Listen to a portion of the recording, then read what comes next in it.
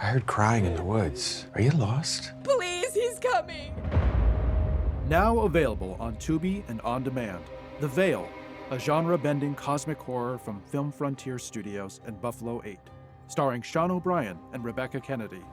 Witness the terrifying mystery that unfolds when a retired priest shelters a young Amish runaway in crisis underneath a raging solar storm. Hope I didn't wake the others.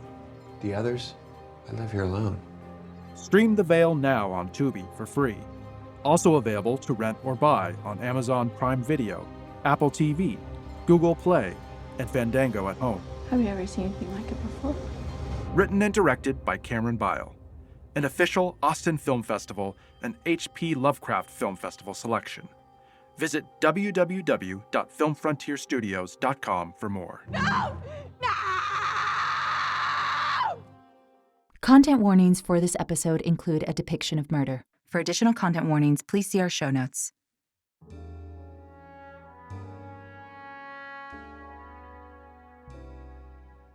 It's early morning, just before sunrise. The Los Angeles sky is still dark and gloomy. If one didn't check their timepiece, it'd be mistaken for the night sky.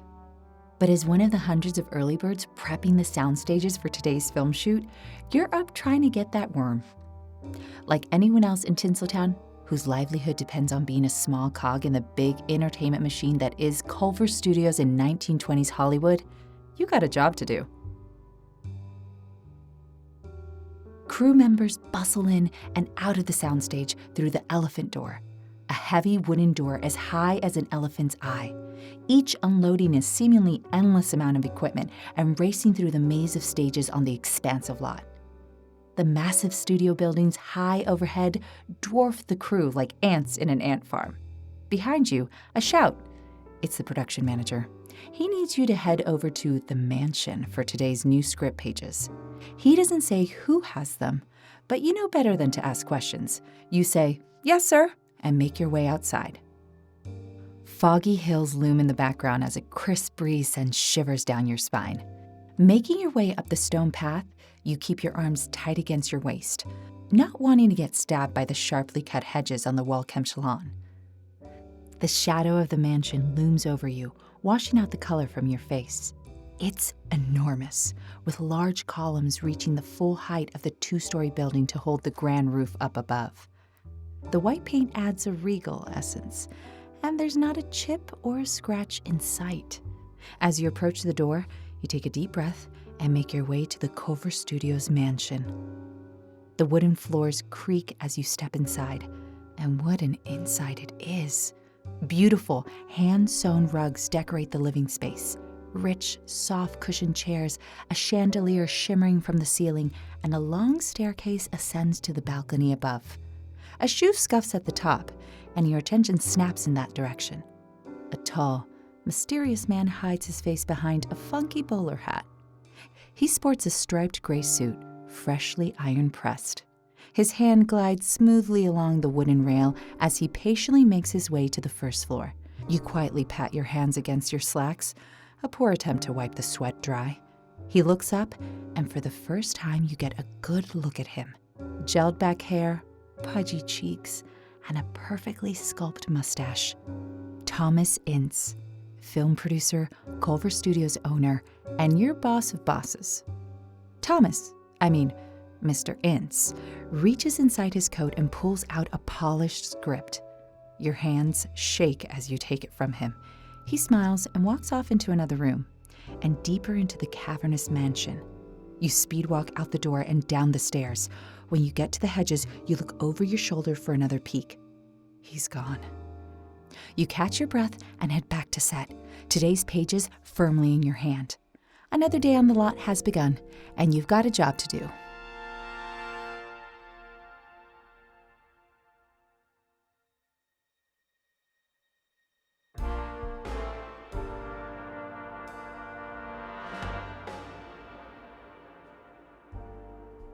I'm Bianca Lopez, and I'd like to tell you a ghost story. But not just any ghost story. Our ghosts don't live in desolate farmhouses, suburban attics, or castles on the Scottish moor.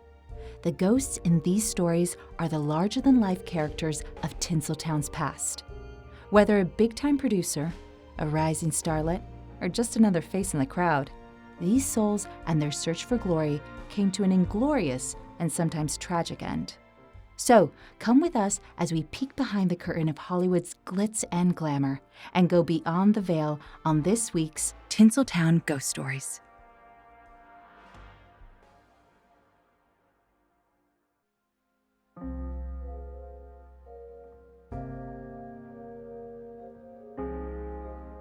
Culver Studios and its colonial revival mansion, one of the cornerstones of early Tinseltown, still sits in Culver City, a stately estate that stands out among the office towers that line the street. Of course, it's not in the original form that its builder, Thomas Ince, would recognize. In 2018, the studio was bought by online megastore Amazon, which expanded the lot almost twice in size into what's now known as Amazon MGM Studios. Newly renovated production offices with glass walls, expensive terrace views, and high technology features are a modern studio executive's playhouse. But if you look closely enough, the charm of Culver Studios' heyday and its original executive is still to be found within the halls of its iconic and potentially haunted mansion. Despite all the corporate modernizations, the mansion has stayed true to its timeless colonial architecture, keeping the heart of Ince alive in the house that he built. From the outside, this property resembles George Washington's Mount Vernon, regal and dignified, suggesting a residence rather than a place of business. Something you'd see in a period piece like any made on the massive studio lot behind it. Though the mansion serves as executive offices today, the interior hasn't changed much and still has kitchens, private living rooms, an auditorium, and Ince's favorite room in the home, the boat room, shaped to resemble the inside of a colonial-era clipper ship.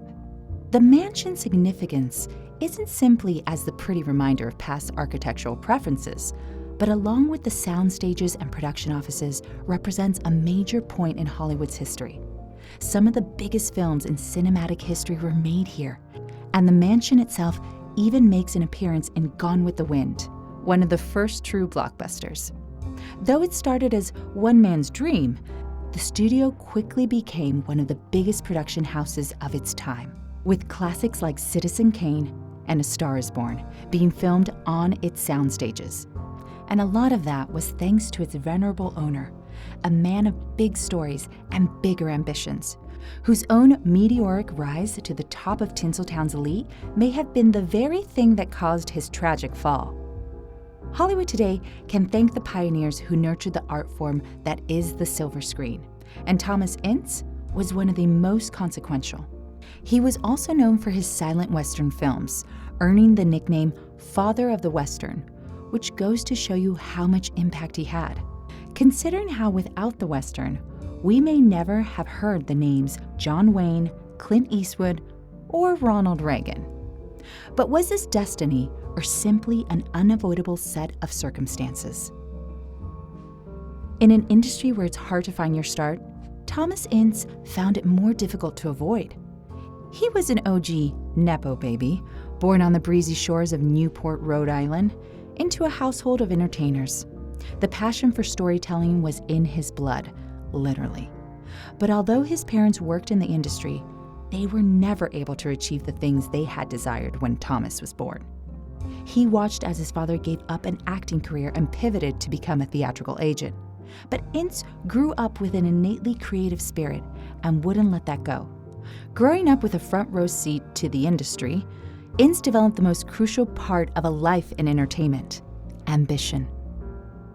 Ince spent much of his teens and early 20s chasing his parents' dream of acting in New York City, just down the road. But after his own middling career on the stage, he took his final Broadway bow in 1906 for the show For Love's Sweet Sake. And wouldn't you know it, that's where he met the love of his life, Eleanor Kershaw. After giving his regards to Broadway, he set his sights on film, working occasionally as the heavy in films for as little as $5. It was here where Carl Laemmle, the founder of a little studio called Universal, saw an enthusiastic, polite, yet gutsy man who was able to make decisions and recognize the creativity he used to make them. So Carl gave young Thomas the chance of a lifetime to direct his first film. Ince's dream of becoming more than his parents was suddenly coming true. He was soon sitting in the big chair, making grounded melodramas and getting noticed for it. It wasn't long before he started directing big names like future Oscar winner Mary Pickford. Of course, a man of grand ambitions never stays in one place very long, and Ince quickly grew tired of filming melodramas. He longed for more adventure and to take his talent to the sunny West Coast, where the real films were being made. He soon saw his chance. The New York Motion Picture Corps was sending out promising directors and offering them $100 a week, or $1,700 in 2024 dollars. Not a bad rate for the work, but Ince wouldn't settle for not bad. He held out for more, hoping his connections to Carl Laemmle could pressure the NYMPC to negotiate for a larger fortune. The saying goes, closed mouths don't get fed. And wouldn't you know it, before too long, Ince was on his way with his partner Eleanor to California at the rate of $150 a week, or $2,600. Touching down in sunny Los Angeles, Ince hit the ground running, filming his notorious Western flicks at a rapid pace. At one point, he was releasing a new film almost every week. Long before the studios started chasing content for streaming, Ince was a content machine, and he took pride in the efficiency of his filmmaking. He also refused to think small.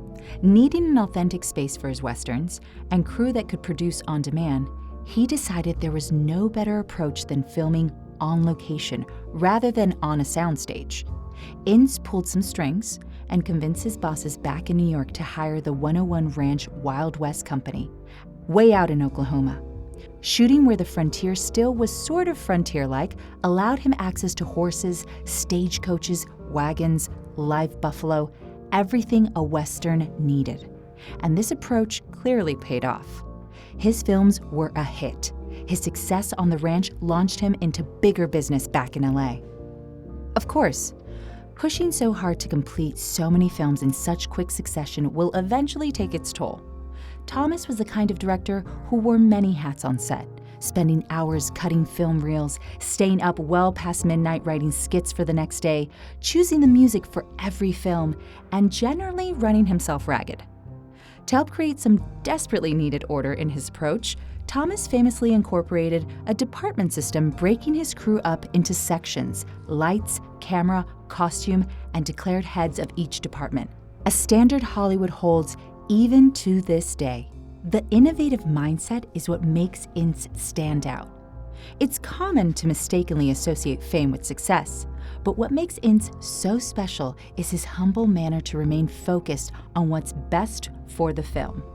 Ultimately, this singular focus led him to Harry Culver, a successful real estate developer who was busy building his own city on the edges of Los Angeles. Like Carl Laemmle before him, Culver was impressed with Ince's work and reputation, and he loaned him $132,000 to purchase a 14-acre property on West Washington Boulevard. With his Culver Studios Mansion well on its way by the time 1920 rolled around, Thomas Ince was ready to make the biggest films of his career. Hollywood, however, had other plans.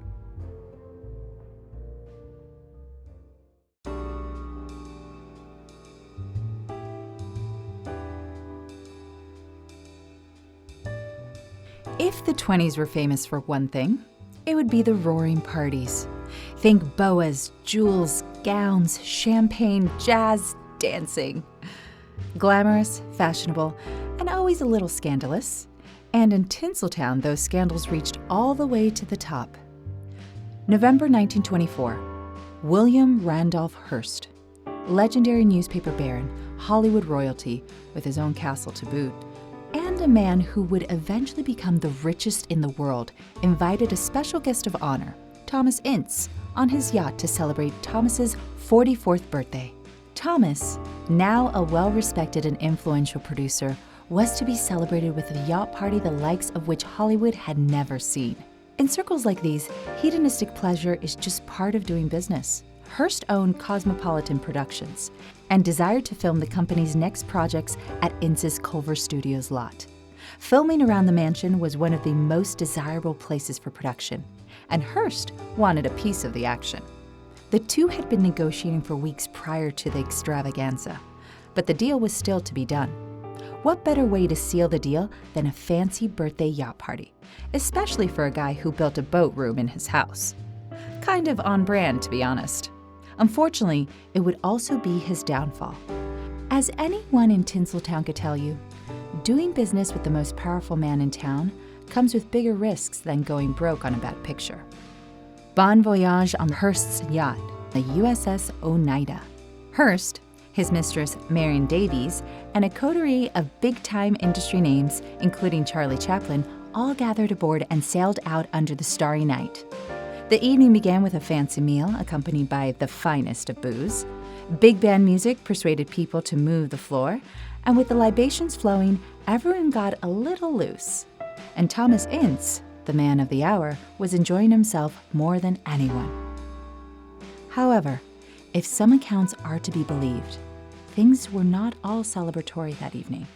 Hearst may have been having issues with one of the other dinner guests. Charlie Chaplin, the legendary actor, was spotted cozying up with Hearst's mistress, Marion Davies. As the evening continued to spiral into the sort of decadent debauchery the decade is known for, the two began to dance a little closer. Some say they even slipped away from prying eyes. Whatever the story, it was too much for Hearst's jealousy to deal with. The most powerful man in Hollywood would not be humiliated on his own ship. The official report is heart failure.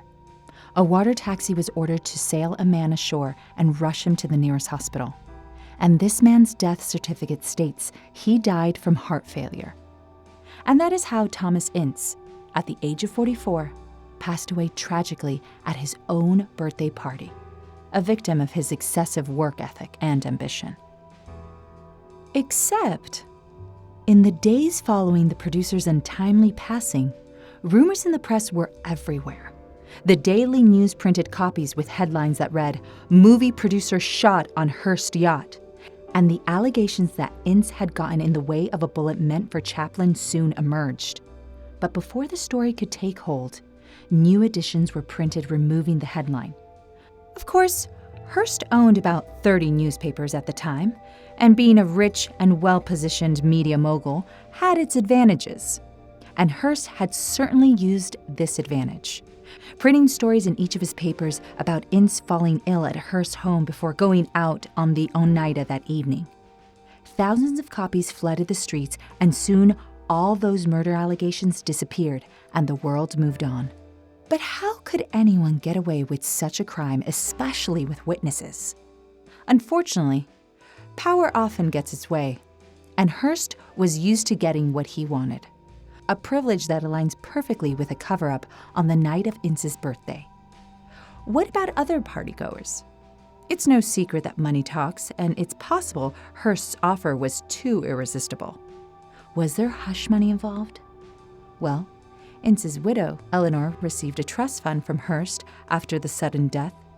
It was said to be a gift on behalf of his condolences. But some suggested it was a little too thoughtful for the greedy businessman he was known to be. Hearst's tactics and power seemed to overshadow other witnesses' statements, namely Charlie Chaplin's valet driver, who said he saw blood gushing from what looked like a bullet wound on the victim's forehead. Was it a tragic accident? Was it a power move? Some say Hearst killed two birds with one stone that night, a threat to Chaplin to stay away from his woman, and a way to take out a potential rival who was possibly on their way to becoming the biggest producer of their generation. Then again, the possibility of it being an actual heart failure is high. Though Ince was only 44, he had already lived a more exciting and adventurous life than most people could dream, and the parties of the time were famous for their excess.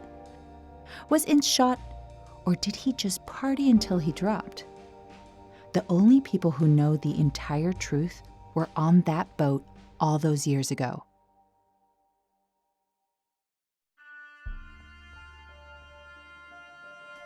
Though his untimely death meant Ince didn't get much time to spend in the mansion, local legend says that he's made up for it since. The mansion is considered one of the most haunted buildings in Hollywood, thanks to a director who has yet to call cut on his posthumous existence. Why would Thomas want to stick around and watch big-shot filmmakers make movies in the house he built? The man ate, slept, and breathed film. Throughout his life, his decisions revolved around filmmaking, to the point where it may have cost him his life.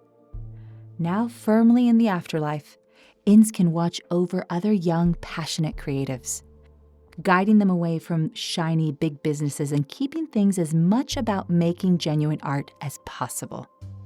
Over the past century since his death, sightings of Thomas Ince's ghost roaming the lot have been reported.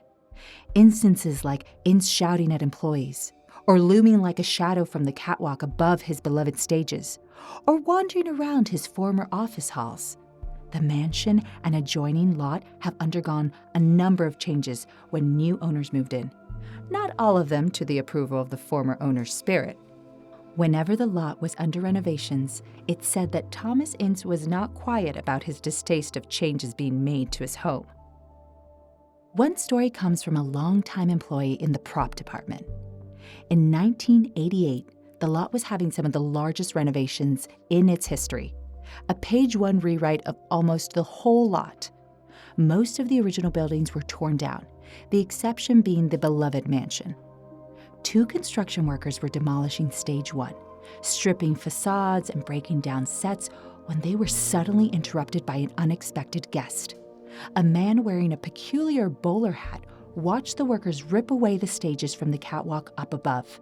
The men paid him no mind, assuming he was another part of the demolition crew, until the figure called down to them. "I don't like what you're doing to my studio!" The workers stood speechless as the figure turned away in a huff and walked straight through a wall. They met with the studio manager in hopes of identifying the culprit. They went through various pictures, unable to find a match until the manager threw a picture of Thomas Ince on the table.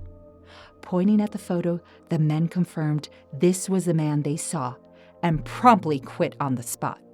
Whether a bullet intended for a secret paramour or just a bum ticker, the bigger question is, if Thomas Ince never got on that boat, what else would he have accomplished? And what would have happened to his legendary studio if he had maintained it another 30 or 40 years? What we do know is, if it weren't for what he accomplished in his limited years on Earth, cinema and the film industry as we know them would look a lot different. With the little time he had, he revolutionized the art form, set production standards still in use today, and left us with some thrilling westerns. That's a presence that'll last a lifetime and beyond.